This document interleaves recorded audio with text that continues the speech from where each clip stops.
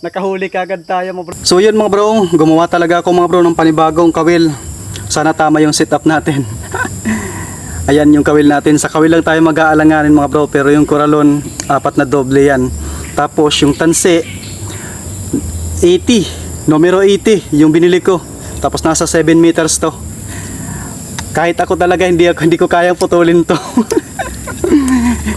Pinaghandaan talaga natin mga bro yung African hito na yan. Kaya sana maswertehan natin. Yung palaka natin mga bro, sobrang excited, nakalimutan natin. Kaya yung pamain natin mga bro, puro lang muna gurami, bukas na lang yung palaka. Ayun, sana tama yung gawa natin. Ayan. O ayan, hagis na natin to.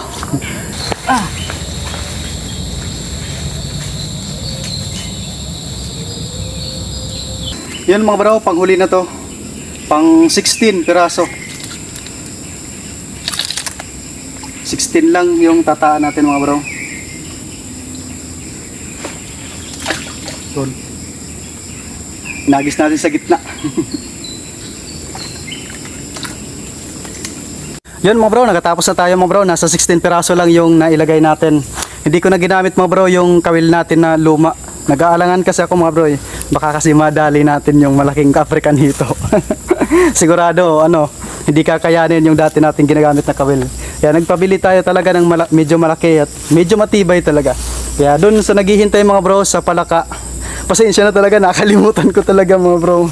Kaya yun, bukas na lang ito ng umaga balikan at sana makadali tayo mga bro at makakita man ako mga bro kung gaano kaganda yung African hito na nagtitimbang ng 5 kilo pataas. Sana swertein tayo mga bro. Yun lang muna. Mga bro, pauwi na ako. Nagulat ako mga bro. May nahuli kagad mga bro. Ang laking dilag. Effective talaga mga bro yung yung gurame. I-check ko lang sana yung pamain ko nasa ayos mga bro. At ito, nagulat nga ako, may himuyila. Oh, grabe. Hindi ko nakunan mga bro kasi nga nagligpit na ako ng camera, pauwi na ako. At ayun, binigyan talaga tayo mga bro ng mauulam ngayong gabi. Yan mga bro, bukas ko sana i-upload tong video to. Kaya lang excited akong ibalita sa inyo mga bro na may ulit kagad tayo. Bukas ang umaga yung finals mga bro. Tapos tiwalang-tiwala tayo sa pamain natin. At sana madali natin mga bro yung mamaw na African hito na yun mga bro. Kaya yun mga bro, abangan nyo na lang.